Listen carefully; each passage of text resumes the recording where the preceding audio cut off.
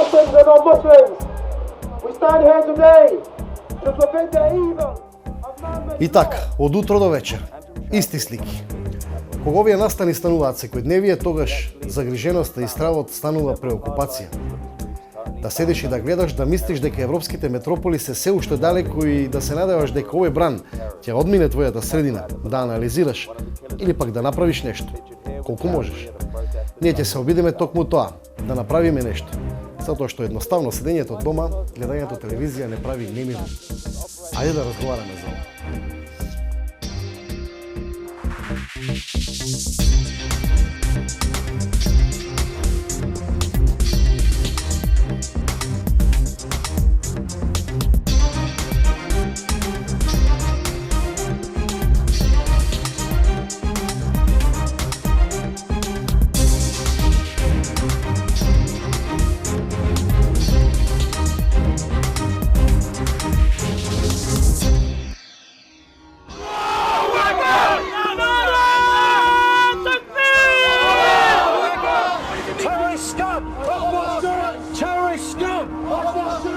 Црниот биланс за само 2 години на територија на Европа, според некои статистики е над 500 жртви. Околу 100 загинаа во САД, а речиси никој да не ги брои оние кои во самоубиствените бомбашки напади под превезот на религијата загинаа на Блискиот Исток, Африка, Азија. Стравот во Европа, но и во регионот е голем. Граѓаните го живеат, но за среќа ги препознаваат мотивите на терористите на новото време. Што според вас е верски радикализм? Верски радикализам е преферирање на својата вера во однос на другите вери. Ширење на омраза меѓу луѓето, ништо друго. Тоа кога се злоупотребува верата во која пропагираат во погрешно верата, разбираш?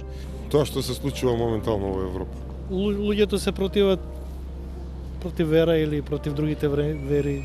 Па секое поднебие е поволно. Па и ова. Балканот е таков, каков што е.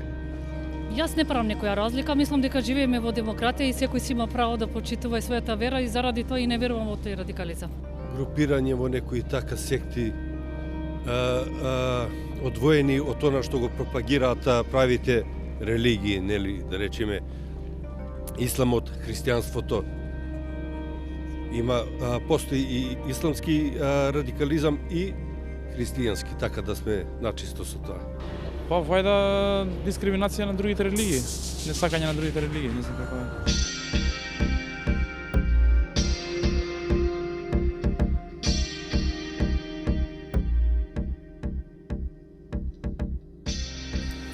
Верски радикализам, фундаментализам. Како се наѓа, колку е опасен. Дали може да се превенира? Има многу предупредувања дека Балканот и Македонија нема да останат имуни на овие светски случувања директно или индиректно врзани со религијата. Затоа подобро е да разговараме отколку да не се познаваме. Одговорите ќе бараме таму кај што е центарот поврзан со ова, кај религијата. Ако мислите дека христијански и муслимански теолози не можат заедно да зборуваат за ова, тогаш останете овде за да видите една поинаква слика. Метини Зети и Милан Ѓорѓевиќ дека пијат чај овде, погоре, и отворено зборуваат за ова. Јас сега ќе се обидам да ги споделам нивните ставови и со вас.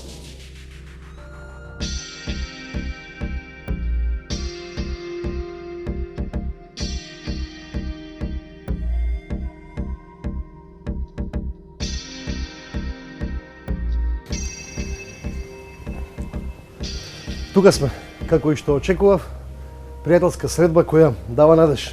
Добар ден. Добар ден. Има ли место во оваа дебата и за вас? Сега го povedete. Е вака, со чај заедно да поразговараме на една тема која мислам дека е поприлично суштинска и добро е да се слушнат ставовите на еминентни теолози на оваа тема. Што е верски радикализам? Професор? Радикализмот се меша со уште два други збора, тоа е екстремизмот и фундаментализмот. Ако сакаме да направиме некоја градација, фундаментализмот е она најблага основна форма која што подразбира следење на основните нешта, најчесто буквално следење на она што стои во светите книги и во преданијата традицијата на одредена религија. Сам по себе не мора да биде негативна појава. Фундаментализмот сам како таков не мора да значи дека е нешто што е негативно само по себе, иако во еден негативен контекст најчесто се спомна. Следното е радикализмот, а тоа е намера да се постапува буквално по сите наведени фундаменти на верата, независно од тоа дали тие се во контекст толкувани или не се толкувани во конкретен контекст. Но тоа е толкување, тоа е размислување во таква насока. Екстремизмот е действување веќе согласно зададените насоки на радикализмот. Што е тогаш радикален тероризам? Радикален тероризам, видете, радикален тероризам е еден термин кој што измислен, кој што сега се користи. Тој е термин што ние како теолози не го користиме, затоа што радикален тероризам, ја не знам тероризам што не е радикален, има тероризам што не е радикален. Вие имате анархистички терористи од 19-тиот, почетокот на 20-тиот век, кои што се подеднакво радикални како и религиските. Така што треба да се со таа терминологија треба малце покроце да се опходи. А верски тероризам? Постои такво нешто? Како термин, вие можете да имате термин кој што е базиран на религија, може да имате тероризам кој што е базиран на идеологија. Ме разбирате? Така што да речете верски тероризам, тоа значи дека тој тероризам е базиран и фундиран само на одредена вера или на верата како таква.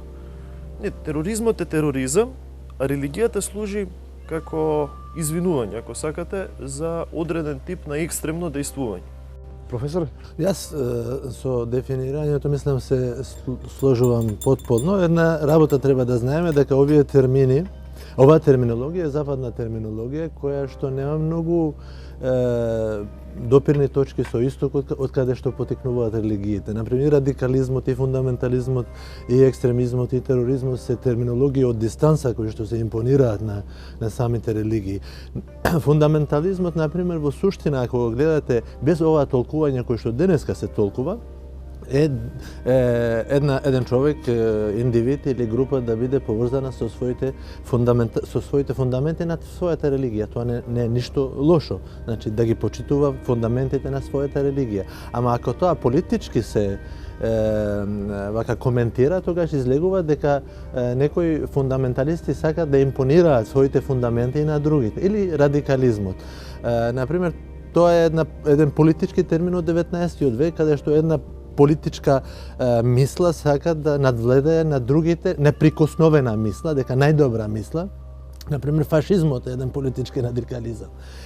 Додека, еве, колегата Милан го спомна и екстремизмот, веќе тука почнуваме со дејствување. Дали верскиот радикализам е производ на самото верско учење? Односно, има ли во Библијата, во Куранот делови што може да се толкува? Вака, право да ви кажам, јас не прифаќам дека има верски радикализам или верски тероризам. Има тероризам, има радикализам, има можда фундаментализам, ама тоа верски, тоа е само една вака еден префикс или суфикс, зависи од јазикот, што ќе му се додаде на тоа за некој да се оправдува со верата. Иначе во ниедна вера, во Куранот например, многу ајати од Куранот не поттикнуваат да разговараме со другите.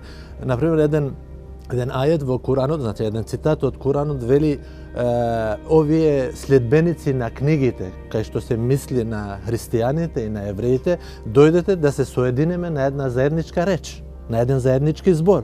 Значи, на сите небеските религии не соединува тоа верувањето во Бога. Има и многу други ајати каде што се зборува и се поттикнуваат муслиманите да седат и да разговараат со, посебно, например, да разговараат со монасите, кои што имаат една голема љубов према Господа, научите тоа е таа внатрешна духовна љубов кон Господа.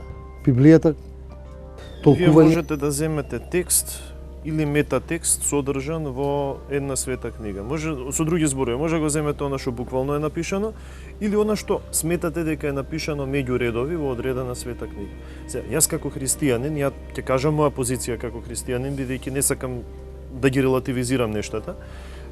Вие во Новиот Завет, во Светото писмо на Новиот Завет, вие немате на ниту едно место отворен повик кон било каква насилство. Тоа е нешто за што христијанството е уникатно. Вие имате една случка, имате повеќе такви случаи, ама една е типична, иконична случка во која што свети апостол Петар излекува меч да го брани Христос. Христос го запира, вели оној што тегне меч, тој од меч ќе погине. Значи, тоа е принципот на Новиот Завет. Сега човек ако сака да чита тука меѓу редови, да се измисли некоја приказна, да најде некаква приказна која што ќе му го оправда насилството, може тоа секогаш да го направи, може да се врати кон Стариот Завет, кој што во христијанската традиција се толкува пред се алегориски, како отварање на историскиот пат кон Новиот Завет, отварање на историскиот пат кон христијанство. Ај во тој контекст да го проанализираме тоа што значи терминологија од овие книги, света војна, свети војници, во историјата и денеска како се толкува? Јас мислам дека војната нема никаква светост во почетокот, но еве на пример тоа од нашата исламска терминологија се употребува зборот џихад. Самиот збор џихад нема никаква допирна точка со војната. Значи тоа значи човекот во себе си да се бори против егото во самиот себе си. Еве еден пример, еднаш пратеникот Мухамед салалаху таала алейхи ве селем вели дека кога биле во една војна со Византија и се враќаат и го вели дека сега се враќаме од една мала војна кон една голема војна. Го прашуваат која може да биде таа голема војна. Еве бевме со една империја, се спротивставувавме. Тој вели дека војната со себе си е поголемата војна. Јас мислам дека целата овие начини каде што се применува насилството, човекот повеќе го меша своето его во религијата. Затоа, тука ние како модерни верници, вака да кажам, не постигнавме да креираме институции каде што ќе го едуцираме човекот, индивидуата, егото на индивидуата, да религијата ја свати како треба. Затоа што тие три работи се многу важни. Значи, свемирот, човекот и светите текстови. Тие се идентични. Тие треба да се читаат на идентичен начин. Значи, во моментот кога ќе го убиеш човекот, си го убил и светиот текст. Колку е што е свет текстот, толку е свет и човекот. Колку е свет текстот и човекот, толку е света и природата. Значи, гледате дека ние почнавме да ги убиваме тие. И самите верници, значи, тој проблем го имаме и во самата вера. Сега, например, ова филозофија на консумеризмот денеска не тера да религијата повеќе ја сматраме како една организација иманентна, внатре светска. Многу малку зборуваме за таа вертикална димензија на религијата со Бог. Професор? Многу интересен е фактот дека во византиското црковно право била предвидена епитимија, така наречена епитимија. Епитимија подразбира, со денешен јазик кажано, црковна санкција, оддалечување на верникот од света причест и од светотинскиот живот на црквата во случај на убиство. Дури и тогаш кога станува збор за убиство во одбрамбена војна. Оние војници кои што во Византија биле во војна, се вратиле назад, биле одлачени одреден период од причест, биле под епитимија заради тоа што убил, ако тоа било одбрамбена војна.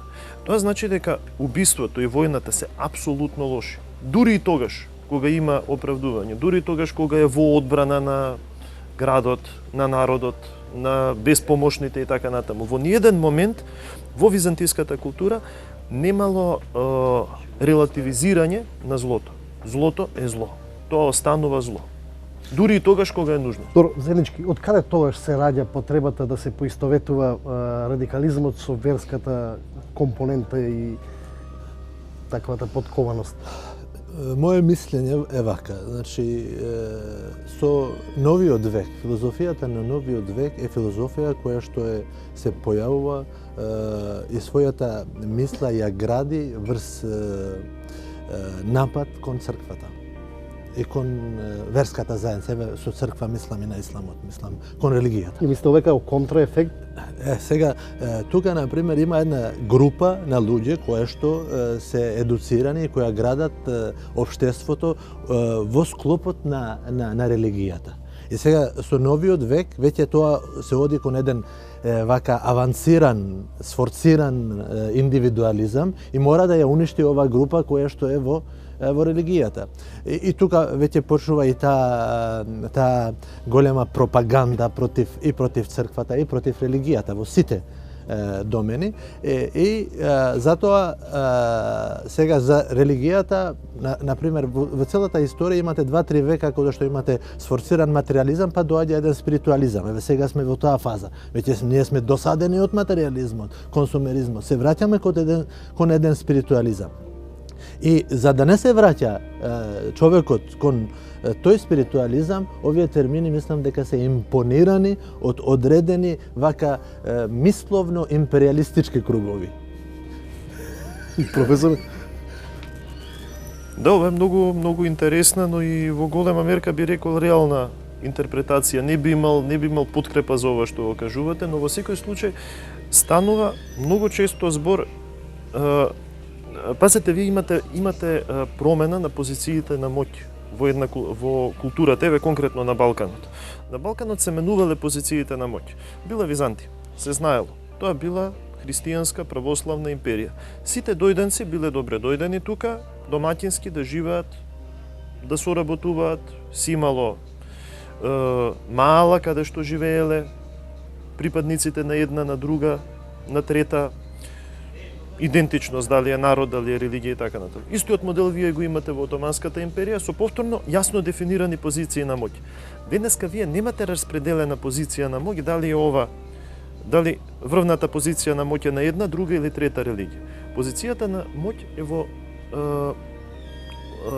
во рацете на еден трет секуларен фактор за кој што мислам дека вие алудирате. Тој секуларен фактор се обидува некако да многу често го има тоа чувство на тие меѓурелигијски средби и слично, дека има некој трет фактор кој што е тука, кој што религиите ги третира малте некако мали деца.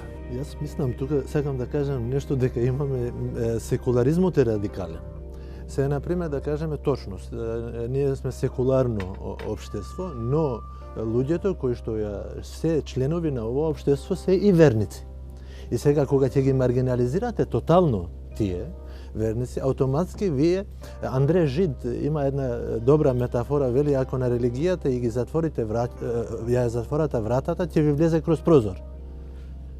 Сега ние ги затворивме сите врати со таа филозофија на секуларизам. Значи, сите врати на религијата и религиозноста во општеството немаме вака сериозно сваќање на религијата. Ни политичарите имаат, ни луѓето кои што ги водат институциите, например на култура, на образование. Па не можете без религијата е кралица на знаностите. Меѓутоа многу социолози, многу аналитичари велат дека појавата на верски радикализам и екстремизам извира од самите верски заедници во нивното различно или погрешно толкување на поединци по верски објекти, во оние што, например, во Западна Европа денеска е тренд создавање анти-исламски движења кои што се засновани на едно друго. Па еве, тоа сакам да го кажам, например, исламофобијата и верскиот радикализам се појавува затоа што не се подпомагаат верските институции да бидат на сигурна нога во општеството. Значи, кога тоа ќе биде на сигурна нога, нема да издагуваат поединци кои што ќе викаат дека ние сме поверници од синодот или од исламската заедница. Значи, тука треба да има јаки институции кои што ќе ја представуваат верата со сите своји димензии, не само, например, вака во доктринарна смисла, со верската култура, со етиката, со уметноста, со сите тие работи, и тогаш мислам дека нема да не мораме ова да го направиме. Иначе секогаш ќе ги имаме овие појави во општеството. И во Западот, например, јас како муслиман, ако еден од ИСИЛ зема бомби и ги убива сега повеќе муслиманите отколку христијаните, да се разбере. Тоа е едно од прашањата, која е крајната цел на верските радикалисти или кој е нив најголем непријател? Тие кои се различни од нив по верско обидување или они кои се од иска верска припадност, а не се согласуваат со нивните практики? Во прв ред се од тие кои што се од иста верска припадност, а не се согласуваат со нив, затоа што нив ги сметаат како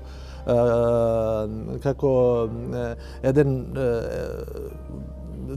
кои нема да ги остават да дојдат до нивните цели. Сега, кои се нивните намери, сега не сакам да изгледам вака дека зборувам за конспирации, конспиративни теории, него во нивните намери многу немаат и тие не се многу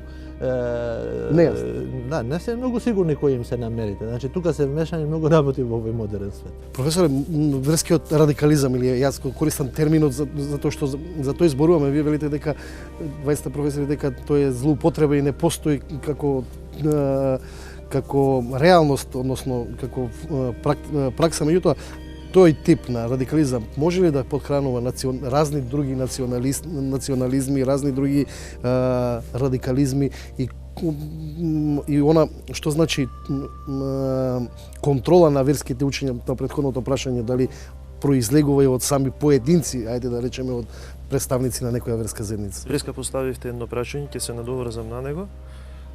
Дали од самата религија произлегуваат ваквите екстремни појави? Од што произлегува фашизмот или нацизмот? Од што произлегува комунизмот? Од религијата? Произлегува од човечката природа. Од начинот на кој што човечката природа постои и се злоупотребува самата себе си, го злоупотребува ближниот, го злоупотребува светот и го злоупотребува Словото Божје. Имате многу јасно кажување на Светото писмо и ќе ги парафразирам тие зборови.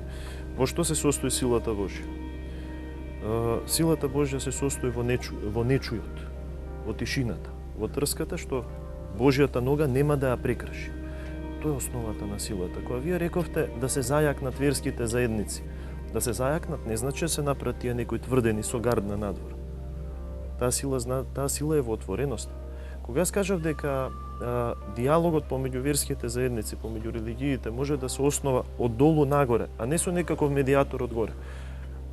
Не мислев дека границите меѓу нив треба да се релативизираат. Не може да се релативизираат. Јас категорично сум со ставот против било каков вид на релативизирање на верата на вероисповедите. И тоа си е многу традиционален, конзервативен став, но став кој што функционирал со векови. Како можел да функционира со векови, а последниве 100-150 години да не функционира кога религиите не се силни, туку се млаки. Силата се состои токму во таа отвореност, во нечујот, во тишината, во недемонстрирањето на моќ. Јас имам моќ да ја скршам трската, ама нема да ја скршам. Тоа е моќта Божја, тоа е силата Божја. Има ли Бог сила да ја сотре мојата природа? Има ли Бог сила да ја сотре мојата слобода? Има ли Бог сила да ме контролира? Па нормално дека има сила Бог да ме контролира, но ме остава. Ме остава да ги правам сите гадоти и сите добри нешта што ги правам по својата слободна волја. Во тоа е силата Божја. Силата на човекот во што е? Да се победи себе си внатре. Затоа што мене нешто ми кажува дека јас треба сега да вратам, дека јас треба сега да покажам моќ. Кога јас можам некого да дотолчам, нешто ми кажува однатре дека јас тоа треба да го направам. И па мојата сила се состои во тоа да го спречам тој глас, што однатре ми зборува дека јас можам да го направам тоа.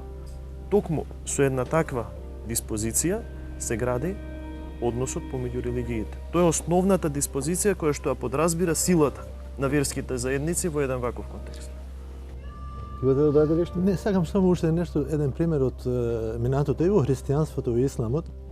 Например, имало луѓе кои што биле дисиденти на самите заедници, ама сите тие ја граделе теолошката мисла на исламот и христијанството. А сега, например, дисидентите ги убиваат луѓето. Значи, тоа е голема разлика. Јас се ќе поканав заедно да тројцата да прошетаме низ старата Скопска чаршија и да отидеме до камениот мост, каде што на оваа тема ќе одговориме некои прашања врзани само за Македонија.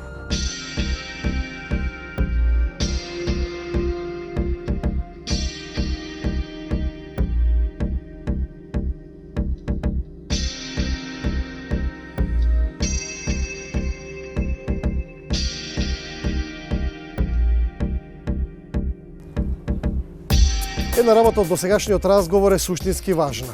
Тоа значи дека фундаментализмот не е исто што и радикализмот. Но има уште многу работи за кои очекуваме одговор од овие двајца теолози. По продолжение, самите ќе се уверите дека радикализмот не е вера, туку злоупотреба на верата. Јас одам да им се придружам на теолозите, нашите денешни гости. А вие следете внимателно.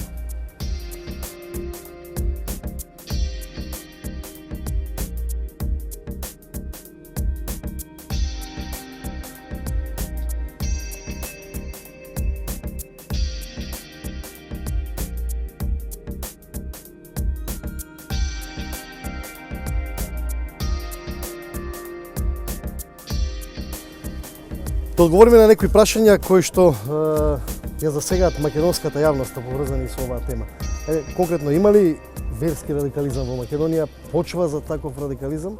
Со оглед на тоа дека не станува збор за автохтонен производ на духовната култура на одредена територија, секако дека на секое место може да се формира одредено такво, ајде да го наречеме малигно ткиво во духовната и психолошката свест на луѓето.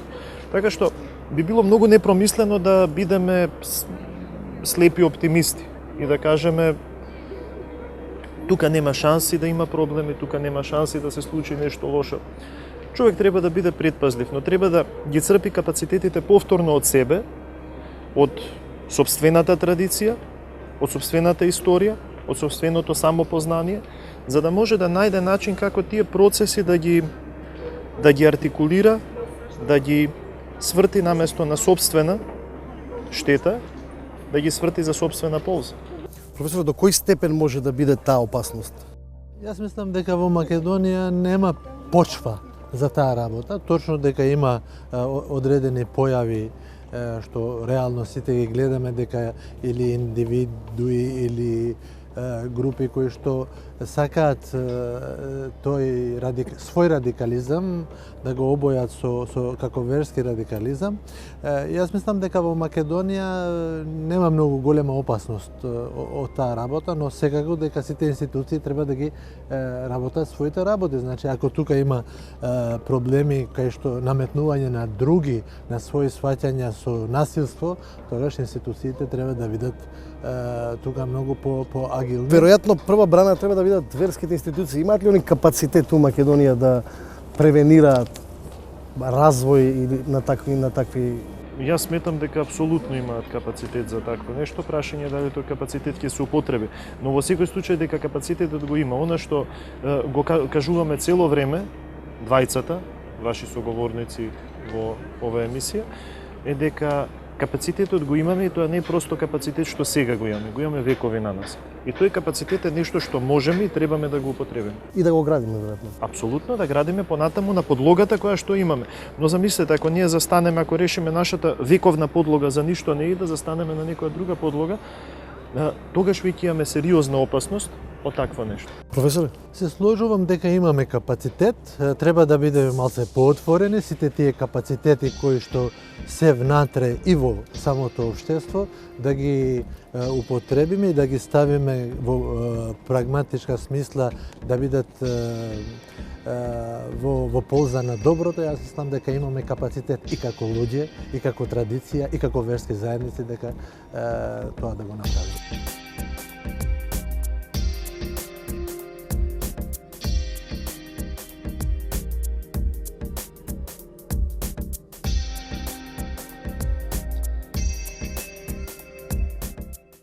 Верските заедници се најважната алка во ланецот кој може да превенира, но и да генерира појава на радикализам. Од она што го видовме од Ѓорѓевиќ и Изети, за стабилноста на оваа алка, најважна е совеста на личностите. Но оваа тема има еден друг аспект, оној секуларен. Бараме погледи од социолошки и од безбедносен аспект. Верскиот радикализам е резултат на злоупотребата на јасните цели истакнати во нивното учење од страна на политичките структури, односно, на пример, од големиот џихад и од движењето, злоупотреба и правење на политичка платформа и ставање во функција на реализација на големи политички цели, користејќи ја големата економска дискрепанца помеѓу богатите и сиромашните и злоупотреба особено на младата структура и повикување на некои поголеми верски цели, во суштина злоупотреба за поедини стратегии геополитички за нивна реализација. Во основа, верскиот радикализам се раѓа од религиски фундаментализам. Религиски фундаментализам почнува како религиска идеологија, враќање кон основите, враќање кон фундаментите, кон она што значи основа и во рамките на религиските норми и вредности, основа во рамките на семејните норми и вредности. Меѓутоа, во известен период се претвара во политичка идеологија, која што во принцип исто така е позитивна политичка идеологија и означува нешто што е врзано со црквата или исламските верски заедници и државата во рамките на еден политички тренд во однос на враќање кон фундаментите на религијата. Секое враќање кон фундаментите во принцип е позитивно и така ние го третираме и во рамки на религиска идеологија и во рамки на политичка идеологија. Меѓутоа, одредени структури, посебно исламски структури, на некој начин го извртуваат. Со тоа што имаме осуденици, повратници, настрански борци од странство во Република Македонија. Имаме една чудна интерзатворска комуникација која е изолирана и не е под контрола ниту на државата. Се разбира дека имаме исламски радикализам во Република Македонија и за среќа тоа е изолиран. Може би постои кај одредени свештеници во рамките на исламската верска заедница кои што работат во моментот, а завршиле теологија во одредени земји како што е Саудиска Арабија, например, Турција во одредени универзитети, блиски и финансирани од извори, финансиски извори на моќ кои што финансираат верски радикализам. Дел од тие луѓе кои што тамо дипломирале, денеска да речеме нас ни предаваат религија и филозофија и во рамките на средните училишта. Тука може да има одреден зачеток на некаков верски радикализам во основа заради тоа што завршиле тамо каде што се негуваат никулците на такво нешто. Во Европа имате да речеме и христијански фундаментализам. Христијанскиот фундаментализам во принцип има елементи на некаков радикализам. Можно е да речеме во одредени правци на исламофобија, например, постои радикализам. Меѓутоа, дури и во исламофобијата, самата исламофобија е повеќе страф од исламот, него некаква идеја на радикално чистење на територија од припадници на ислам. Исламската верска заедница се сомневам дека има целосен капацитет сето тоа да го направи и уште погласно треба да ја побара поддршката од државата и со институциите на системот, со Министерството за образование и наука, со медиумите, со Министерството за финансии да подготат конкретни образовни, економски програми за ресоциализација на сите тие припадници и пред се популарниот модел на припадници од христијанската религија кои го променуваат припадноста, односно одат во муслиманска вероисповест, се побројни се младите структури барајки подобар живот. Всушност тоа е една гола лага, на крајот завршуваат многу трагично. Исламската верска заедница го превенира, во основа и успешно го превенира. Не гледам во моментот дека исламската верска заедница има џами и одредени религиски објекти кои што се тотално одметнати во рамките на радикализмот, исламскиот радикализам. Тоа е најмногу заради тоа што фактички исламската верска заедница, како и Македонската православна црква, има добиено задача од државата да одработи религиска толеранција. Национализмот, верскиот радикализам секако брат и сестра во суштина. Ако влегувате во идеја на исламофашизам, тогаш се раѓа радикализмот. Мислам дека во Македонија елементи на исламофашизам се уште нема.